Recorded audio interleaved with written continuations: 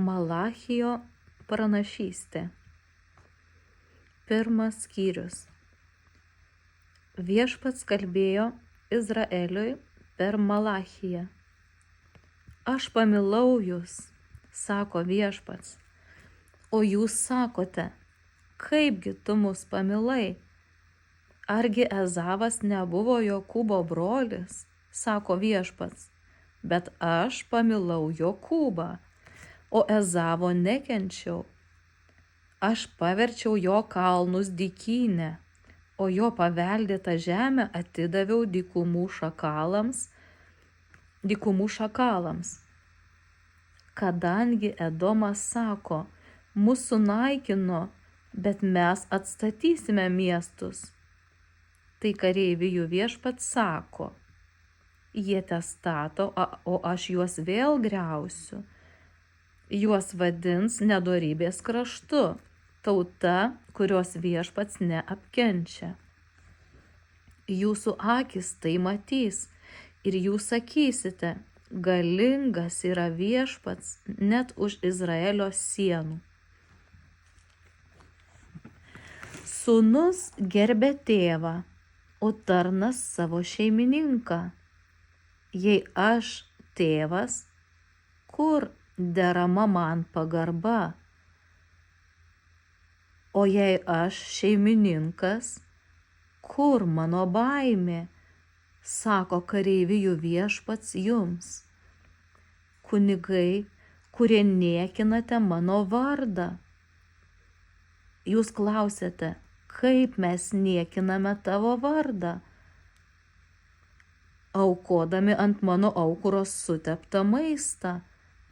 Jūs klausiate, kaip mes sutepame jį, negerbdami viešpaties stalo. Jei aukojate aklą, raišą ar ligotą gyvulį, ar tai nėra blogai? Įteik tokį savo valdovui, ar jam patiks, ar jis maloniai tave priims, sako kareivijų viešpats. Taip jūs norite permaldauti Dievą, kad jis būtų jums malonus. Jei tokią dovaną duodate, ar jis priims jūs, sako kareivijų viešpats.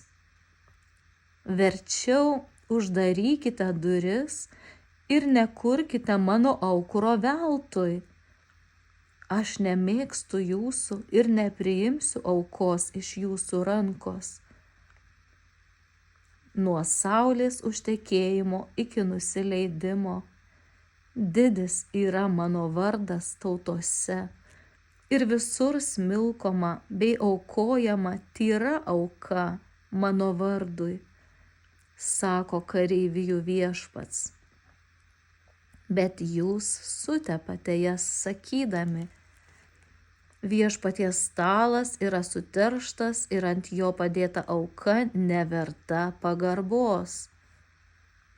Ir kai sakote, koks vargas, tuo jau supykinate mane, sako kareivijų viešpats.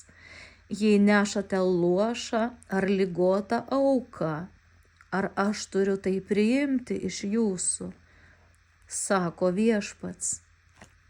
Prakeiktas apgavikas, kuris turi bandoje sveiką patiną ir jį pažada, tačiau aukoja viešpačiui sužalotą.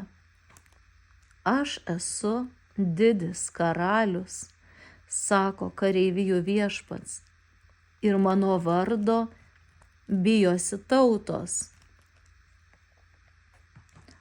Antras skyrius. Kunigai, jums skirtas šitas įspėjimas.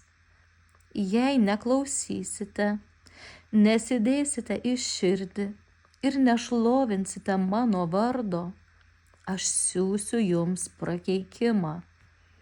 Aš jau prakeikiau jūs, nes jūs nesidedate to į širdį.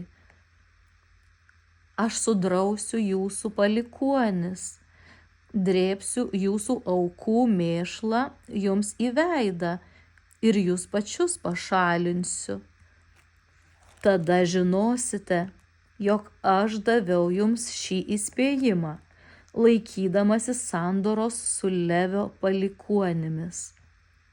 Mano sandora su juo buvo gyvenimas ir ramybė, kad manęs bijotų ir gerbtų mano vardą. Tiesos įstatymas buvo jo burnoje, netiesos nebuvo jo lūpose. Jis su manimi vaikščiojo ramybėje ir tiesoje ir daugelį nukreipė nuo nuodėmės. Kunigo lūpos turėtų teikti žinių ir iš jo burnos bus ieškoma įstatymo, nes jis yra kareivijų viešpaties pasiuntinys. Bet jūs palikote tą kelią, suklaidinote daugelį savo mokymų, sulaužėte Levio sandorą, sako kareivijų viešpats. Todėl ir aš jūs paniekinsiu ir menkaverčius padarysiu visos tautos akivaizdoje, nes nesilaikėte mano kelių ir buvote šališki įstatymo reikaluose. Argi visi nesame vieno tėvo vaikai? Argi ne pats Dievas mus sutvėrė? Kodėl klastingai elgiamės vienas su kitu ir laužome savo tėvų sandorą? Neištikimai ir bjauriai elgėsi Judas, Izraelis ir Jeruzalė.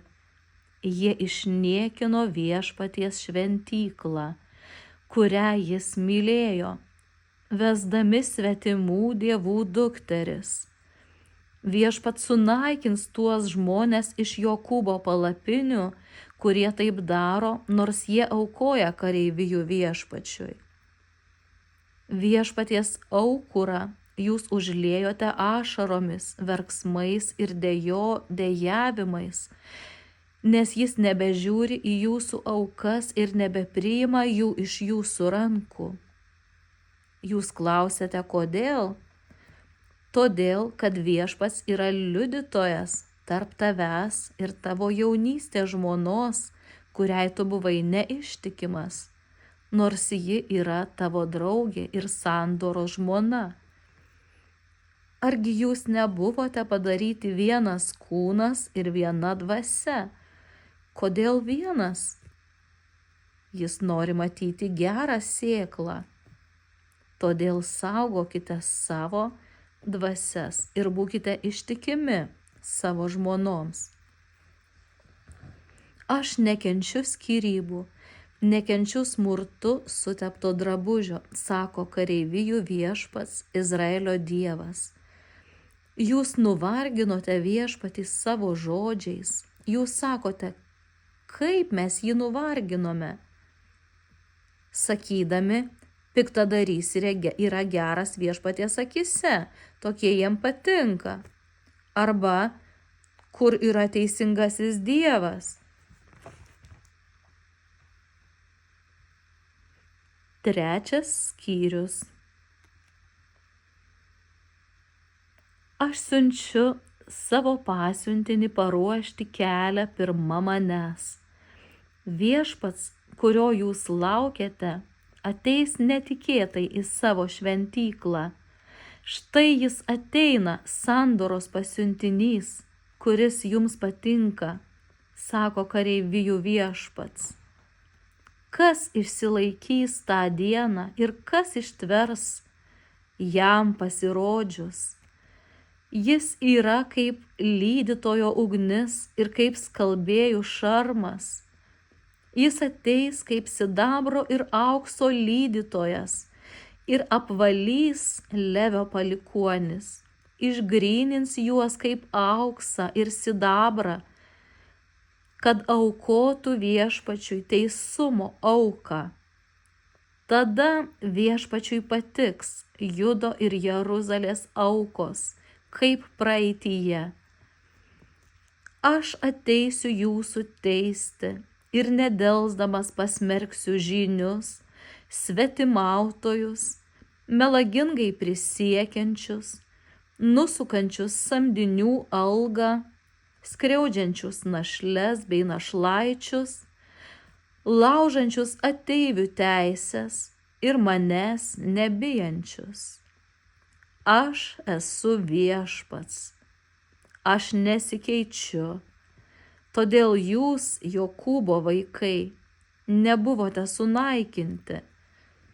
Jūs jau nuo savo tėvų dienų palikote mano nuostatus ir jų nesilaikėte.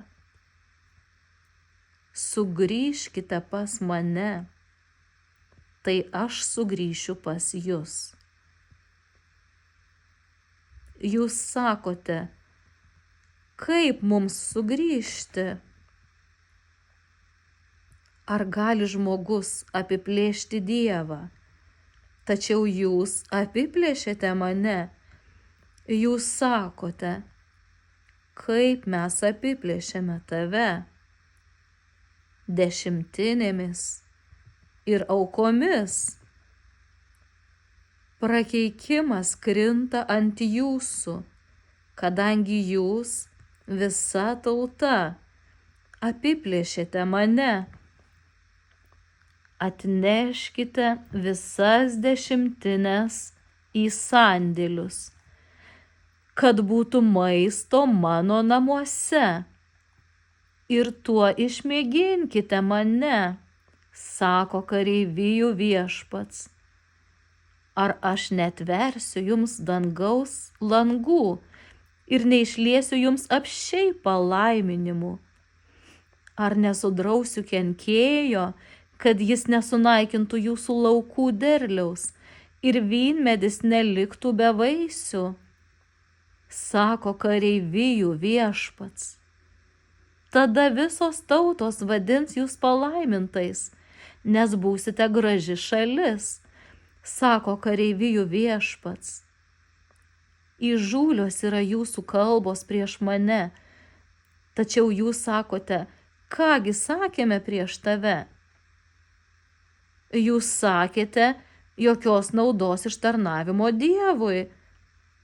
Kas iš to, kad laikėmės jo nuostatų ir vaikščiojame nuleidę galvas Viešpaties akivaizdoje? Dabar mes vadiname laimingais išdidžiuosius. Jiems sekasi, nors jie elgiasi nedorai, jie gundo Dievą, bet nebaudžiami. Dievo bijantis kalbėjosi vienas su kitu. Viešpats stebėjo ir klausė. Buvo parašyta jo akivaizdoje atminimo knyga apie tuos, kurie bijo Viešpaties ir gerbė jo vardą. Jie bus mano, sako kareivijų Viešpats. Ta dieną aš padarysiu juos savo brangenybėmis. Aš jų gailėsiuos, kaip gailisi žmogus savo sūnaus, kuris jam tarnauja. Tada jūs matysite skirtumą tarp teisiojo ir nedorėlio, tarp to, kuris tarnauja Dievui, ir to, kuris jam netarnauja. 4 skyrius. Štai ateina diena, deganti kaip krosnis, kurioje visi išdidieji ir visi nedorėliai sudegs kaip ražienos, sako kareivijų Viešpats. Jiems neliks nei šaknies, nei šakos. Bet jums, bijantiems mano vardo, užtekės teisumo saulė su išgydymu po jos sparnais. Jūs išeisite ir šokinėsite, kaip išleisti iš tvarto veršiukai.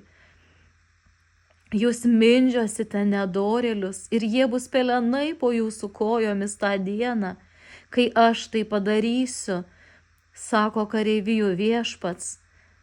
Atsiminkite mano tarno Mozės įstatymą, kurį daviau Horebe visam Izraeliui. jo nuostatus ir potvarkius. Aš siųsiu jums pranašą Eliją prieš ateinant didingai ir baisiai viešpaties dienai. Jis atgręš tėvų širdis į vaikus ir vaikų širdis į tėvus, kad neateičiau ir neištikčiau žemės prakeikimu.